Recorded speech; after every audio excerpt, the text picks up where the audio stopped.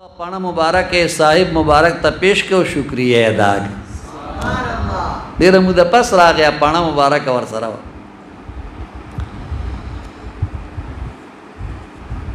دا د الله والو استعانت دے داغي په وسیله باندې الله تعالی جل جلاله خلق بچ گئی. نمبر 3 درې مواقع حضرت شیخ فرودین عطار رحمه الله په خپل کتاب تذکرۃ الاولیاء صفحه 344 او صفحه 345 کې دا واقعه نقل کړي چې دا الله تعالی جل جلاله خپل دوست او زمون په نقشبندیه سلسله کې یو لوی امام حضرت امام ابو الحسن خرقانی رحمت الله تعالی علیه چې دا ډیر زیات متقی او پرهیزګار او د الله پاک ډیر لوی ولی تیر شوی. الله پاک هغه مبارک تډیر کشف کرامات ورکړي. سلطان محمود غزنوی رحمت الله علیه چې د الله والو سره ډیر لوی عقیدت لري. کله چې د ابو الحسن خرقانی رحمت الله علیه تذکری واورېدي نو یو خو داغه د دیدار شوق پړه کې پیدا شو او بل دا چې د هندستان کې په سومنات باندې د حمله اراده هم لرله او لکه ویل چې داغه بارکه به دعا هم غواړم نو د ابو الحسن خرقانی رحمت الله تعالی د زیارت د پاره د غزنی خرقان تلاړو.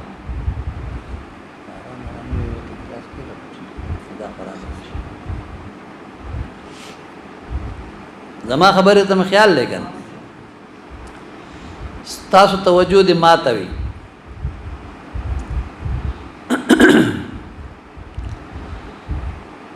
محمود غزنوی رحمت الله تعالی علیہ د ابو الحسن خرقانی رحمت الله علیہ د زیارت د پاره د غزنی د خارنا خرقان تلاړو. د خرقان د خارنا بهر په یو مقام کې خیمه ولګولا او یو قاصد ابو الحسن خرقانی رحمت الله علیه تولیګ چې صاحب مبارک ته وایي چې د غزنی بادشاہ ستاد ملاقات شوق لري مهربانیو کا چاغله تشریف یوسا دا خیمه تراش او ورسره قاصد پی کو چې کچری مال دراتلو نه انکار وک نو بیا ورته د قران پاک د آیت پیش کا چې په سورہ انبیاء سورہ نساء کې آیت نمبر 59 کې الله پاک فرمایي چې اطیعوا الله واطیعوا الرسول واولی الامر منکم. دا حصہ د آیت کریمه ورته پیش چې اطاعت د الله تعالی کوي اطاعت د رسول الله صلی الله علیه وسلم کوي او اطاعت د اولی الامر یعنی د مملکت د سربراہ کوي. قاصد لاړو د محمود غزنوی رحمت الله علیه پیغام حضرت ابو الحسن خرقانی رحمه الله ته یوړو او ورته وی چې حضور سلطان محمود غزنوی تاسو د زیارت مشتاق دی تاسو ما سره د خیمه تشریف یوسئ. حضرت ابو الحسن خرقانی علیه رحمت بادشاہ له وتلو نه انکار خبره تم خیال لګا ډیره مزیدار خبره. قاصد ورته مذکوره آیت کریمه ولوس د مبارک ورته په جواب کې و فرمایل چې ز پاتیو الله کې داسې مستغرق يم چې اتیو الرسول ته ډیر ملامت يم او د اول الامر منکم فرصت نه لرم. دا جواب معقولی ولا ورک نو دا یو معقول جواب. قاصد چې دا جواب سلطان محمود غزنوی رحمت الله علیه ته ورولو نو په خپل د خپل سو ملګرو سره د صاحب مبارک دربار ته راغی او د اشرفو یو تیلی په خدمت کې پیش کا د مبارک هغه تیلی واپس کا ورته فرمایل چې ما ته دې حاجت او ضرورت نشته.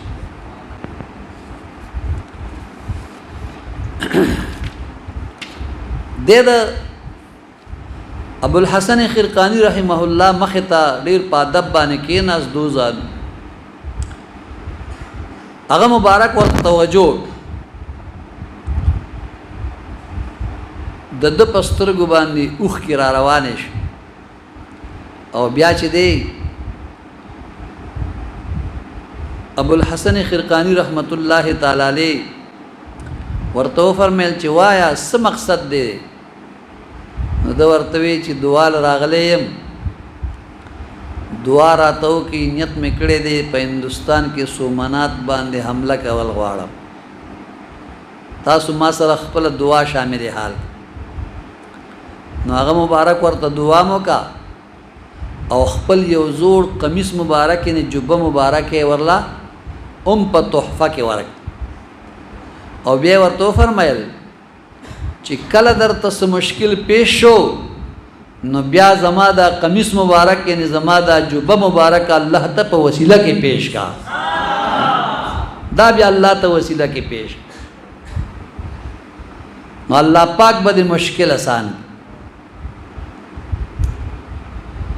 محمود غزنوی رحمت الله تعالی علیہ قمیص مبارک پڑی عقیدت او محبت ځان سره اولاړو تاسو ما ته ګورئ سلطان محمود غزنوی رحمت الله علیہ په سومنات باندې متعدد حمله وکړي ځکه تاریخ کې راځي ولس حمله د کړي هندستان باندې لیکن کامیاب نشو سومنات په حمله کې نه کامیابې پزړه کې وي چې اوس د دعا او وسیلې هتیار استعمالول پکار اوس د دعا او د وسیلې هتیار استعمالول پکار دي کلم چې انسان ناکام شي دا هتیار چې استعمال کړي نه کار نه کیږي په خبر اورسه محمود غزنوی رحمت الله علیه دسوک او 2 رکعات نفل ادا او بیا د حضرت ابو الحسن خرقانی رحمت الله تعالی علیه جبه مبارکه هغه مخ تکی خدا او د الله پاک په دربار کې دا سي عرض وکړ اللهم انصرنا على هؤلاء الكفار ببركة صاحب هذه الخرقة وكل ما يحصل لي من أموال الغنيمة فهو صدقة على الفقراء دا الفاظ ولس یا الله ردی جبید صاحب په برکت او داغه په وسیله مونږ له پدې کافرانو هندوانو باندې فتح راک او چې سمال غنیمت زموږ لاسو ترازی هغه ټول په فقیرانو باندې صدقه وي محمود غزنوی رحمت الله علیه دا الفاظ ولس بس دا دوی چې وکړه اچانک د دشمن د طرف نه شور روچت او تیاره خورا شو او کافرانو هندوانو په خپل منځ کې یو بل قتلول شروع او په مختلفو حصو کې تقسیم شو او مسلمانانو ته الله فتح ورک او مال غنیمت هم ورته حاصل شو د دې فتح نه رستو محمود غزنوی رحمت الله علیه ډېر ستومانه شوی څوکیداران ولاړ دي د مبارک ورته فرمایل زله ګود کېږم د شپې ودش اوس خوب کې ګوري ابو الحسن خرقانی رحمت الله علیه تشریف راوړ محمود غزنوی رحمت الله تعالی علیه ابو الحسن خرقانی رحمت الله علیه فرمای محمود پیراهن مارا چه کر دی زما دا قمیص مبارک زما د جبی مبارک سر دی سوک فرمود آرا بخدا بفروختم و بعوض آفت سومنات خریدم قربان ستاسو هغه جبه مبارکه می الله باندې خرڅه کا او داغه په بدله کې می تر سومنات فتح واغستا ابو الحسن خرقانی رحمت الله تعالی علیہ مسکی ورته فرمایل محمود پیراهن مارا خیله ارزان خریدی زما جبه مبارکه دی الله باندې ډیر ارزانه خرڅه کا اوري ډیر ارزانه دی خرڅه به ورته فرمایل یا محمود لم تعرف مكانة خرقتنا في حضرة الله عز وجل لو سألت الله جل جلاله في تلك الساعة اسلام جميع الكفار لاسلموا. اے محمود غزنوی صاحب تا په دربار الهی کی زما د جبې قدر ونکړ، تا ته داغي قدر معلوم نشه. کداغه وخت کې تا زما د جبې مبارکي په وسیله سره د ټولو کفارو د اسلام د قبولیت دعا غوښته وي، نو د دې په وسیله سره به د هندوستان ټول هندوان مسلمانان شوي وي. اسی ورته نه وی چارزانه د خرڅک یو فتح د سومنات دی په واغستا کدا دې ویلې وی چې یا الله د دې جبې په وسیله په برکت او د دې جبې د صاحب په وسیله په برکت باندې سومنات فتح کولم غواړم او د هندوستان تمام هندوان مسلمانان غواړم، ټول به درله مسلمانان کړي. یرا چې د چا د جبې مبارکې د وسیلې پیش کولو سره دومره برکت انسان ته ملاوي، د هغه د ذات په څومره برکت. څلورم نمبر واقعه همداسې په صحیح ابن حبان جلد نمبر 2 صفحه 376 او په شعب الایمان جلد نمبر 5 صفحه 317 او په مسلم شریف کتاب التوبہ جلد نمبر 4 صفحہ نمبر 21 او په الترغیب والترہیب جلد نمبر 4 صفحہ 50 کے او په السنن الکبری جلد نمبر 8 صفحہ 17 کے دا حدیث مبارک را نقل کرے. حضرت ابو سعید خدری رضی اللہ تعالی عنہ راوی چې حضور صلی الله علیه وسلم مبارک فرمایلی چې تاسو نه د مخکې قوم یو سړیو چې هغه یو کم سل قتلونه کړي،